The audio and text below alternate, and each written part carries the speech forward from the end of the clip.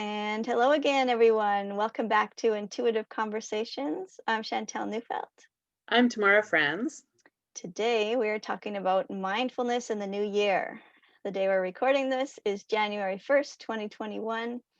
And it's such a reflective time. We're reflecting over the journey of 2020.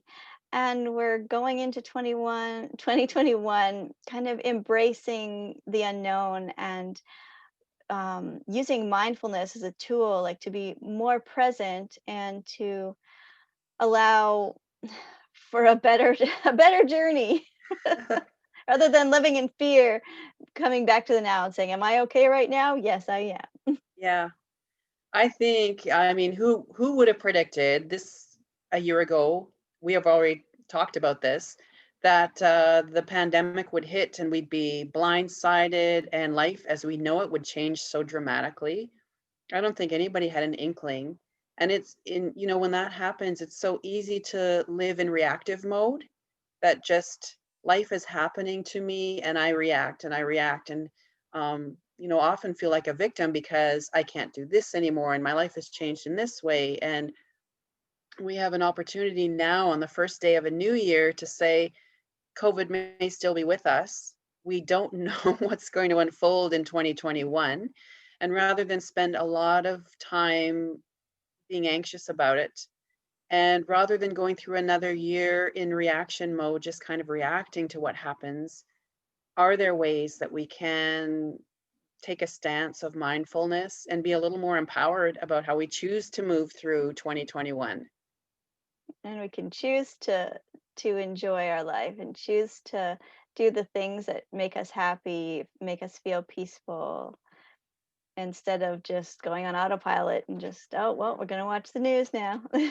Yeah, I think one of the silver linings of 2020 really is maybe for a lot of people a realization that it takes a lot less than we thought, maybe, to be happy and at peace in life.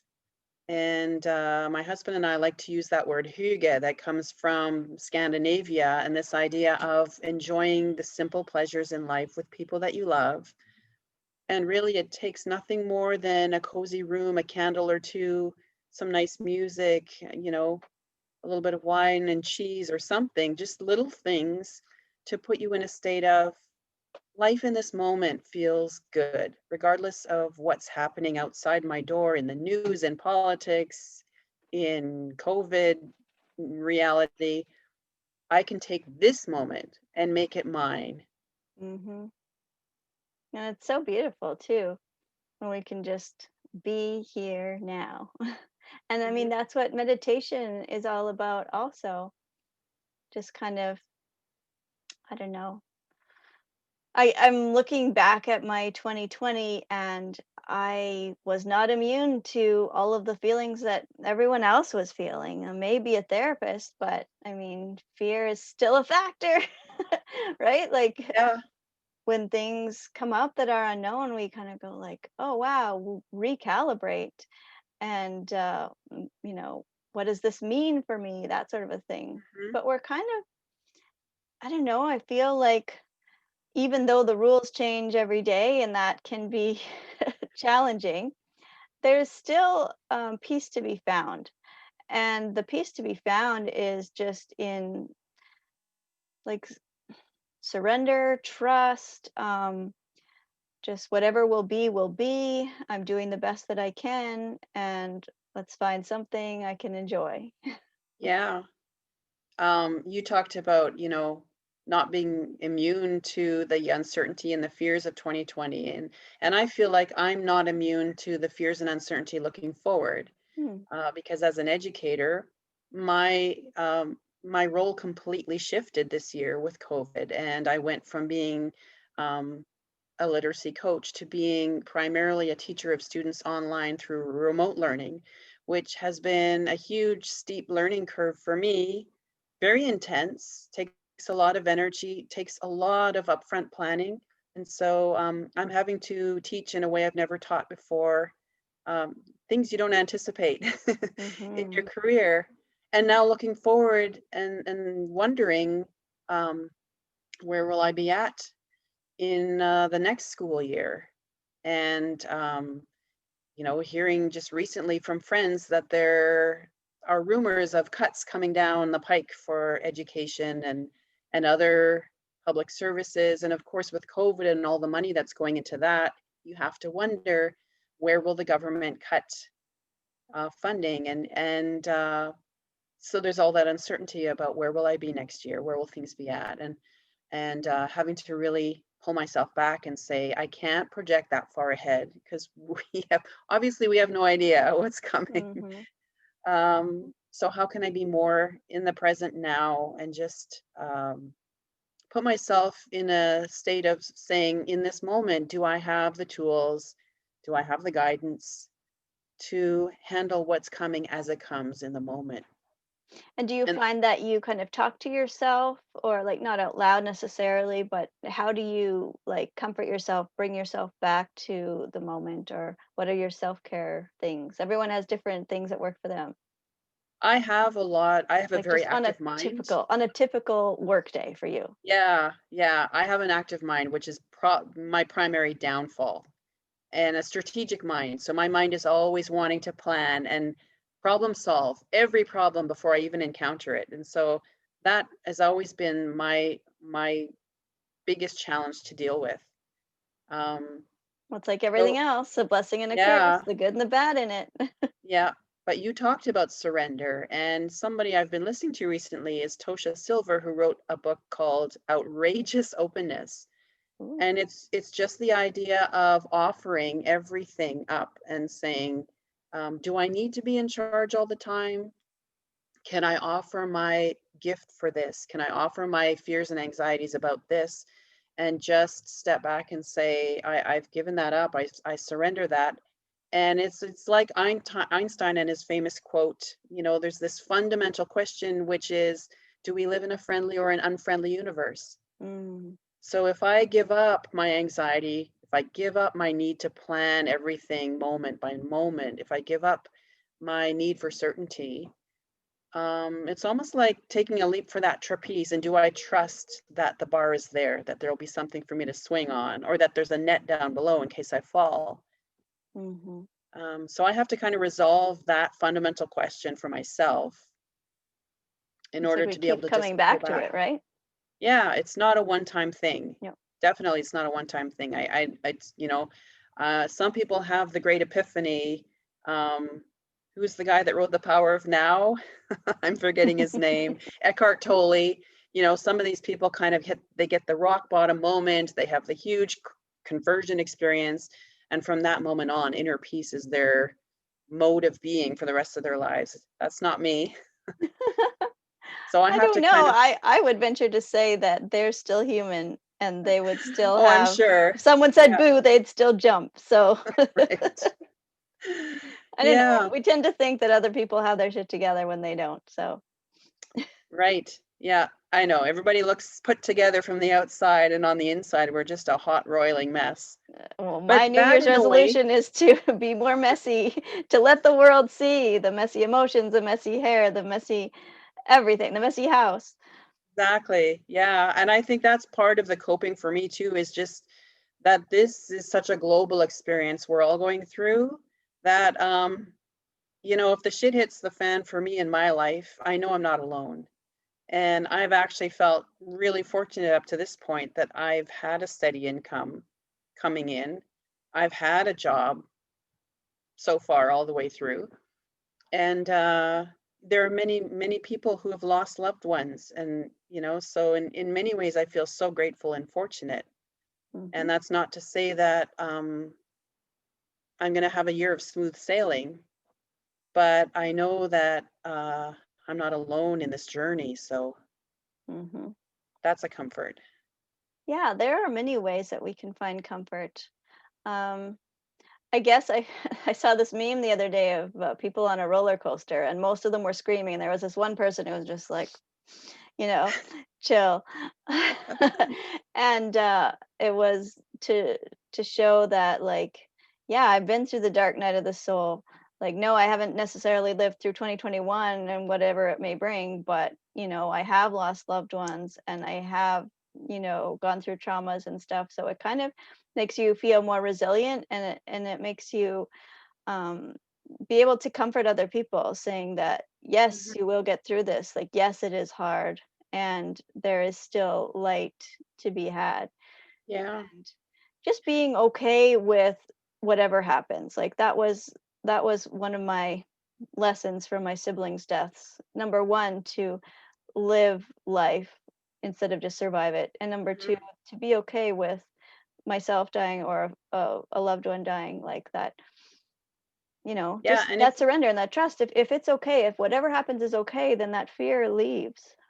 I think too, like if we go back to our favorite theme of the hero's journey, we didn't come here to live an uneventful life where the road is paved and there's never an obstacle. And, I mean, what kind of movie does that make? Nobody goes to the theater to watch a movie about somebody who had everything go right in their life and never had to face adversity.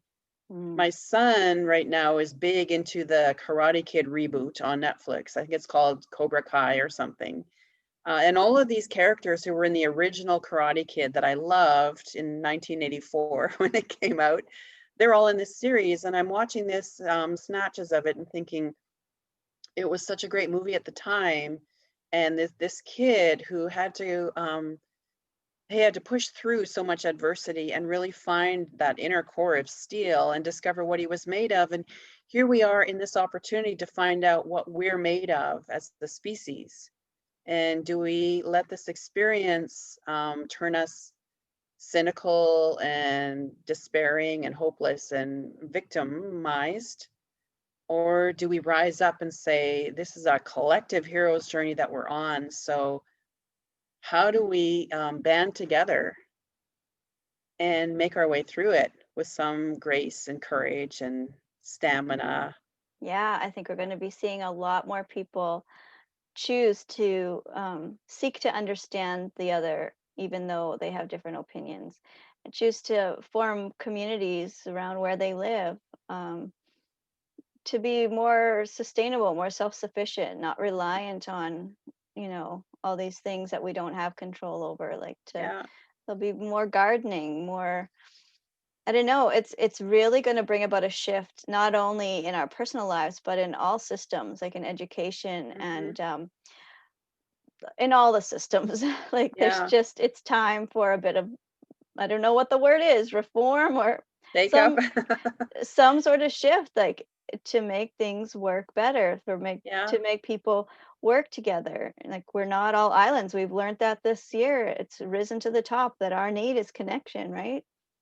And I think too, we've all been part of these really large systems that have robbed some agency from us. We've learned how to defer to the experts who tell us how things should be done.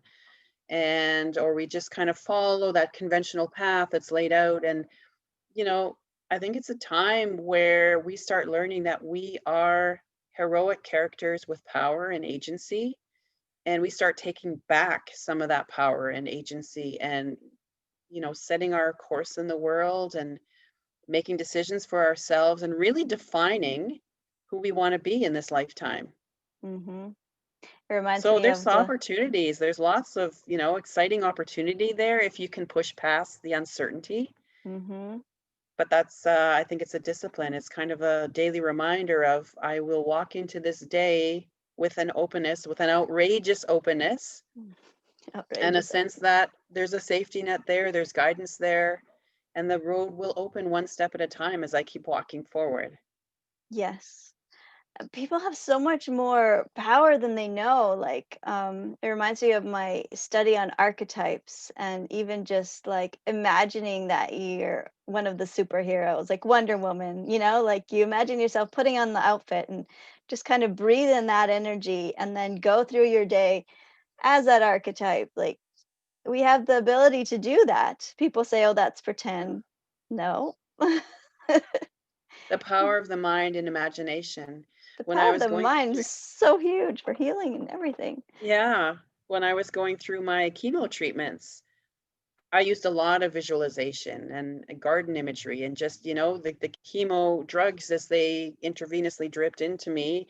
I just sort of visualized that as I'm growing this beautiful inner garden and this is the water for my garden, just bringing beautiful nutrients and healing to my garden. And so we have the power to frame things how we want to frame them. Hmm. Yeah, and people who like were close to death and then survived, the way they survived was like their inner spirit, like some sort of visualization or some sort of knowingness of like I want to be alive. I choose to Yeah. think of my body as healing, you Yeah. know. And I think in order to access that, one key thing I would recommend to people is just really monitor how much news you ingest. All of the negativity, the fear inducing news stories, politics, um, anything that's going to bring you down and just put a damper on your positive energy. I think it's okay to be aware Try. of things. I like Yeah, to but just ask my sister to just, if there's a new update, just kind of break it down and just send it to me in a text, right? I yeah, don't want find to. get someone to vet your news for you.